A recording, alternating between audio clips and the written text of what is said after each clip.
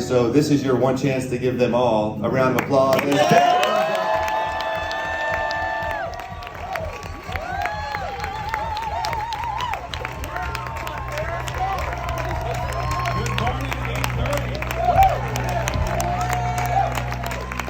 Well, I am honored to be batting leadoff this morning. Let's go deep, baby. Let's go deep. That's right. Swing for the fences.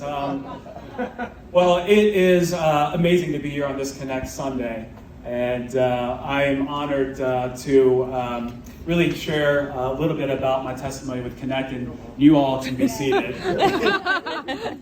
Well, thank you, Pastor Becky, Pastor John, for pouring into my life and the life of my family.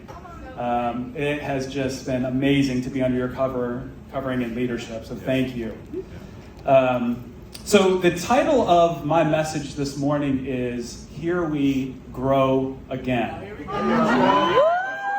So one of the very first things we knew we had to do when coming into this house, making this our church home about 5 years ago, was find a Connect group. So we embarked on our journey of discovery, and that discovery was of the heartbeat of this church, which I believe is the Connect ministry.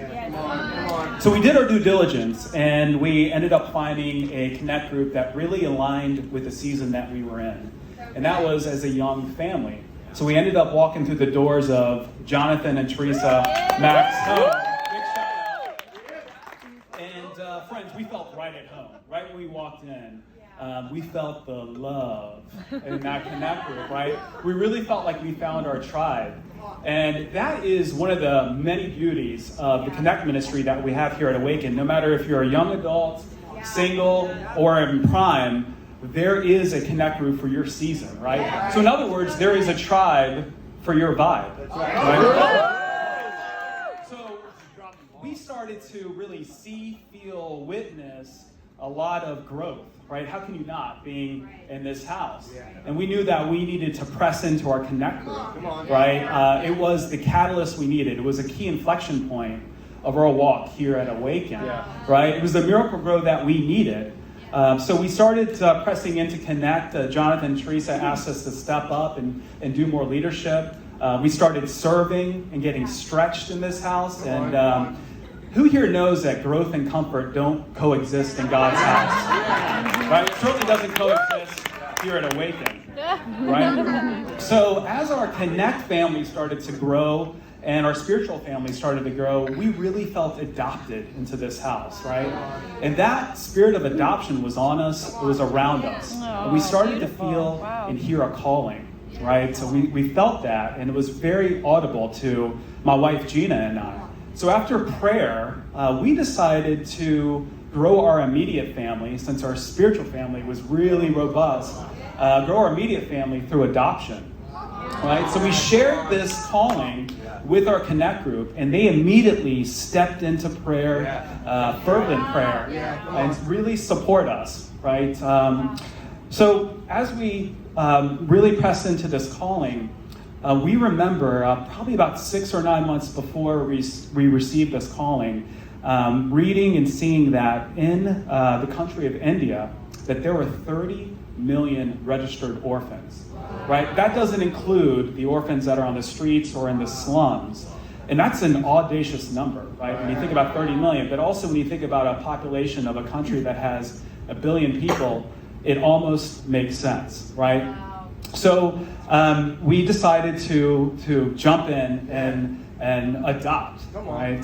But part of this calling was not only to adopt internationally in India, but God said to us, I want you to adopt a child with special needs or has health concerns or just isn't 100% healthy. So given this calling, friends, we knew it was going to be a long, intense, challenging, and really invasive process. So once we did fully invest and jump in, what happened for us is we knew that it would be this intense process. And we started to jump through what seemed like 1,000 hoops and over what was 1 million hurdles just to be qualified or authorized to adopt. But we were not jumping alone. Yeah. Our Connect group was there.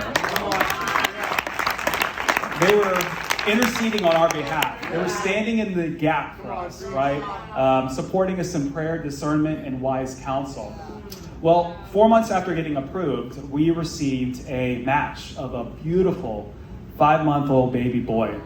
And he was born with heart defects. He had 2 holes in his heart. And we knew it would be a long, arduous road, right? Well, about 5 months into getting matched with him, friends, we received a doctor's update, and the report said both holes are closed in his heart.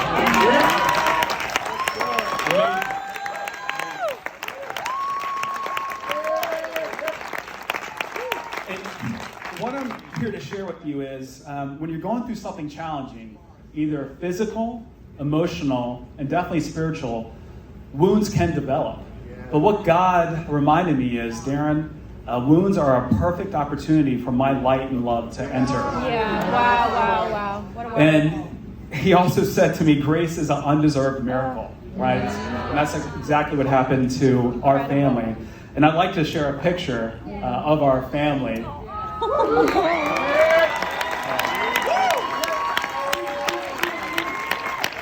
So that's my beautiful family. That's Caden, that's Aria.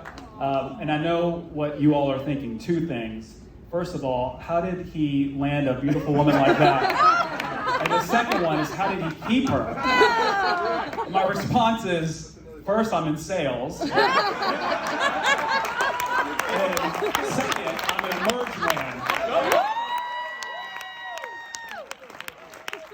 So, Bible says in Ephesians chapter 1, verse 4 through 5, for he chose us in him before the creation of the world to be holy and blameless in his sight.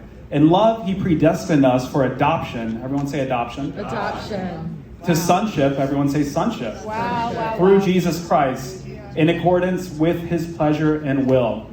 So, friends, before departing for India, and actually, let me rephrase that. Before departing for our rescue mission to get Caden, and it was a rescue mission in a lot of different respects, because if we didn't obey his calling, if we didn't have smart feet and really run with this, the state that India or Caden was born in was 98% Hindu, right? And that's where he was living in the orphanage. He would have grown up under different covering. So I'm thankful, and I'm reminded, for the grace of God, there go Gina and I to go get him. So our Connect group really stepped up in support. They threw us a baby shower. They prayed for us. They watched Aria whenever we needed it, set up a meal train. The only way that I can define these selfless acts of service are praying with your feet. And that's exactly what they did. Wow. They prayed for their feet. And they probably don't really know how much they meant to us and supported us. But what I can tell you is that makes complete sense because of the culture that we have in Connect. And that is to give without remembering and take without forgetting. Wow. And I'll close with this. The saying goes, it takes a village to survive. But I'd like to redefine that saying to, it takes a Connect group to thrive.